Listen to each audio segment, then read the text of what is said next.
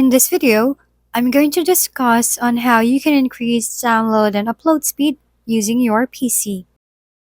If you're having a slow download and upload speed, try first to restart your PC. A simple restart mostly does the magic. Next, try to restart also your internet router. Check your router if it has a signal or having a difficulty in connecting. Next, if you're using a Wi-Fi on your PC, try to change it to Ethernet cable. Having a wired internet connection will surely make your download and upload speed more reliable and stable. Another way is to use VPN. Using a VPN sometimes increase your download and upload speed due to bypassing the internet service provider, which reduces the speed loss and avoid restrictions.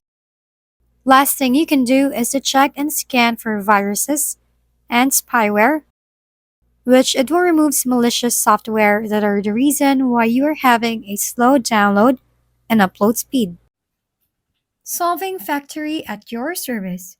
Kindly give us a thumbs up, hit subscribe, and leave a comment for your suggestions. We'll see you on the next video.